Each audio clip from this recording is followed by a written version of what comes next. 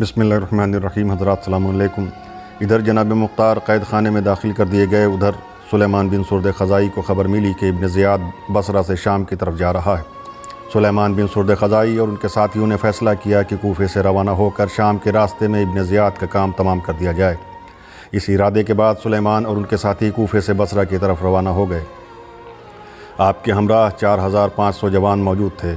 आप शाम और बसरा के दरमियान एक जगह पर रुक कर इंतज़ार करने लगे, इस ख़याल से कि इब्न ज़ियाद इसी तरफ से गुज़रेगा और हम उसे पकड़ कर उसका काम तमाम कर देंगे। थोड़े अरसे इंतज़ार के बाद आपने बसरा की तरफ बढ़ना शुरू कर दिया। इधर इब्न ज़ियाद जो हाकिम बसरा है, उसको यज़ीद की मौत की ख़बर मिली तो वो बहुत हैरान और परेशान हो गया। वह अभी इसी फ़िक्र में था कि कूफे की ख़बरें उसको मिलने लगीं। अब तक वो ये फ़ैसला नहीं कर पाया था कि उसे क्या करना चाहिए कि मरवान बिन हकम का एक ख़त उसे मिलता है जिसमें लिखा हुआ था कि यज़ीद मर गया है और हर तरफ अफरा तफरी फैल गई है।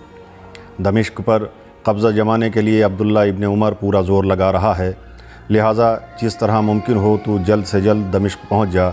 हालात को देखते हुए इब्न ज़ियाद ने फ़ौरन मुनादी के ज़रिए जामा मस्जिद में लोगों को जमा किया। जब लोग जमा हो गए तो इब्न ज़ियाद मिंबर पर गया। तब तक लोगों को ये ख़बर नहीं मिली थी कि यज़ीद हलाक हो चुका है और लोग ये भी नहीं जानते थे कि किस लिए सब जमा किए गए हैं। इब्न ज़ियाद ने अहले बसरा से कहा कि यज़ीद को कोई ज़रूरत लाहक हो गई है और उसने मुझे जल्द अज जल्द दमिश्क पहुँचने का हुक्म दिया है, इसलिए मैं यहाँ से जा रहा हूँ और अपने भाई उस्मान बिन ज़ियाद को अपनी जगह हाकिम बना दिया है। तुम लोग उसकी इताअत करना और उसके हुक्म को मानना। अगर मुझे वहाँ ज़्यादा दिनों तक रुकना पड़ा तो मैं तुम्हें मुसलसल ख़ुतूत लिखता रहूँगा, वरना ख़याल है कि जल्द अज जल्द तुम तक वापस पहुंच जाऊं। ये बातें कहकर वो मिंबर से उतरा। इसके बाद कहने लगा कि तुम में से कौन ऐसा होशियार शख्स है जो मुझे मुनासिब रास्ते से शाम पहुंचा दे, और सुनो, जो इस खिदमत को मेरी मर्ज़ी के मुताबिक अंजाम देगा उसे मैं अपने वज़न से 2 गुना सोना दूँगा।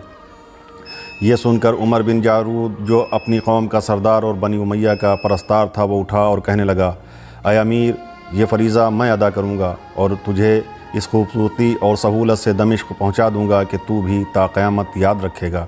ऐ अमीर, मैं तुझे अपने बज़ाक़ा में सवार करके ले चलूँगा और दमिश्क पहुँचा दूँगा। और सुन, मैं तेरी हिफाजत के लिए अपने सब बेटे, नौकर सबको साथ ले चलूँगा। मेरे 21 बेटे हैं और बड़े बहादुर हैं। मेरा एक बेटा 20 सवारों के बराबर है। ये सुनकर इब्न ज़ियाद खुश हुआ और कहने लगा कि अगर तेरे ये ख़यालात हैं तो मैं तुझे 2 गुनी की जगह 4 गुनी बख्शिश दूँगा। इसी तरह के और भी वादे करने के बाद इब्न ज़ियाद ने कहा कि बस अब तू जितनी जल्दी हो सके मुझे दमिश्क पहुँचा दे। इसके बाद इब्न ज़ियाद ने उमर बिन जारूद को हुक्म दिया कि अपने घर वालों से रुखसत होकर ऐसे वक्त पर यहाँ पहुँच जा कि रवानगी के बाद ज़ोहर से पहले बसरा से कई मील दूर निकल चलें। उसने कबूल कर लिया। उमर बिन जारूद घर वालों से रुखसत होकर इब्न ज़ियाद के पास पहुँचा। इब्न ज़ियाद ने फ़ौरन सफ़र का हुक्म दिया। सामान लादा गया। इब्न ज़ियाद 400 ग़ुलामों और 15 मखसूसीन के साथ उमर बिन जारूद के हमराह निकला। यह काफ़िला आगे बढ़ने लगा कि रास्ते में 4500 अहले कूफा जो क़ैद से आज़ाद हुए थे, असलहा लगाए हुए मौजूद थे। उमर बिन जारूद के बेटों में एक बेटा ऐसा भी था जो एक फ़रसख से भी ज़्यादा दूर से आने वाले को पहचान लेता था। उसने पहचान लिया कि कोई लश्कर कूफा की सिमत से आ रहा है। उसने फ़ौरन अपने बाप उमर बिन जारूद को बताया कि एक लश्कर कूफा के सिमत से आ रहा है और मुझे लगता है कि ये लश्कर हमारे लिए ही आ रहा है और अब ख़तरा ही ख़तरा है। यकीनन उन लोगों को ये मालूम हो गया है कि इब्न ज़ियाद हमारे साथ सफ़र कर रहा है।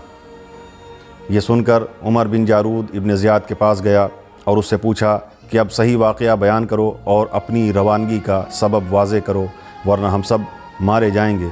इब्न ज़ियाद ने कहा, सुनो, बात यह है कि यज़ीद बिन मुआविया हलाक हो गया है और मुझे ख़बर मिली है कि अहले कूफा ने मेरे दारुल अमारा पर हमला करके मेरा सब कुछ लूट लिया है और उस क़ैद खाने को तोड़ दिया है जिसमें 4500 शियाने अली क़ैद थे।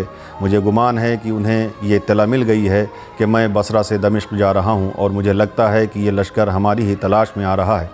ऐ इब्न जारूद, अब तो मेरे हाथ पाँव फूल गए और मेरे हवास काबू में नहीं हैं। यकीनन ये लोग मुझे कत्ल करेंगे। उमर बिन जारूद ने कहा कि इब्न ज़ियाद, सुन, तूने जो बात बताई है उससे तो बिल्कुल वाज़े है कि अब जान बचना नामुमकिन है। अलबत्ता एक हीला तुझसे बताता हूँ और वो ये कि तुझे एक नाक़े के शिकम में बांध दिया जाए और उस नाक़े पर मशकीज़े लाद दिए जाएँ और उस नाक़े को दूसरे नाक़ों के बीच में कर दिया जाए, क्योंकि ये लश्कर नाकों की ही तलाशी लेगा और खुदा की कसम अगर उन लोगों ने तुझे पा लिया तो तेरा एक कतरा खून भी नहीं छोड़ेंगे। ابن زیاد نے کہا کہ ایسا ہی کرو، بہر صورت جان بچانی ضروری ہے۔ اس کے بعد ابن جارود ایک ناقہ لایا اور اس کے پیٹ پہ ابن زیاد کو لپیٹ کر باندھ دیا اور اس کے داہنے بائیں دونوں طرف ہوا بھرے ہوئے مشکیزیں باندھ دیے اور اس کے بعد اس کو کپڑے وغیرہ سے ڈھک دیا، اور پھر یہ لوگ آگے روانہ ہو گئے۔ ابھی دیر نہ گزری تھی کہ جناب سلیمان بن سرد خزائی کی قیادت میں لشکر کوفہ ان تک پہنچ گیا۔ وہ لشکر یا لسارۃ الحسین کے نعرے لگا رہا تھا۔ یہ دیکھ کر ابن جارود گھبرا گیا، لیکن اپنے اوپر قابو رکھتے ہوئے بولا، اے لوگوں، تم کس سے امام حسین کے خون کا بدلہ لینا چاہتے ہو؟ ان لوگوں نے کہا، عبید اللہ ابن زیاد سے۔ اس نے کہا کہ وہ یہاں کہاں ہے؟ ان لوگوں نے جواب دیا کہ ہمیں بھروسے مند لوگوں سے خبر ملی ہے کہ وہ تیرے ہمراہ بصرہ سے دمشق کے لیے روانہ ہو رہا ہے اور یقیناً تیرے ہمراہ ہے۔ عمر ابن جارود نے کہا کہ اے لوگوں سنو، نہ ہم اس وقت تاریکی میں ہیں، نہ کسی دیوار کی آڑ میں ہیں، نہ ہمارے اور تمہارے بیچ کوئی پردہ حائل ہے۔ ہم لوگ اس بے آب و گیاہ بیابان میں ہیں، ہمارے ناقے تمہارے سامنے ہیں، اچھی طرح تلاشی لے لو۔ اگر ابن زیاد برآمد ہو جائے تو جو تمہارا جی چاہے کرنا۔ یہ سن کر لوگوں نے ابن زیاد کی تلاش کے لیے ناقوں کی تلاشی لینی شروع کی اور دیر تک اچھی طرح تلاشی لی، مگر وہ ملعون نہ ملا۔ ان لوگوں نے سوچا شاید وہ کسی اور راستے سے دمشق کے لیے نکل گیا ہے، لیکن کسی کو یہ خیال نہیں آیا کہ وہ ناقے کے پیٹ سے بندھا ہوا ہے۔ ابن زیاد کے نہ ملنے پر جناب سلیمان بن سرد خزائی نے کہا، خدا کی قسم، ہمارا مخبر بالکل سچا ہے، یقیناً ابن زیاد بصرہ سے نکل کر دمشق کی طرف جا رہا ہے۔ اب میری رائے یہ ہے کہ ہم لوگ اس کے دمشق پہنچنے سے پہلے اسے کسی بھی صورت میں گرفتار کریں اور قتل کر دیں۔ سب لوگوں نے جناب سلیمان کی تائید کی اور ابن زیاد کی تلاش میں آگے بڑھ گئے۔ آج کے لیے اتنا، باقی انشاءاللہ اگلے ویڈیو میں۔ السلام علیکم، خدا حافظ۔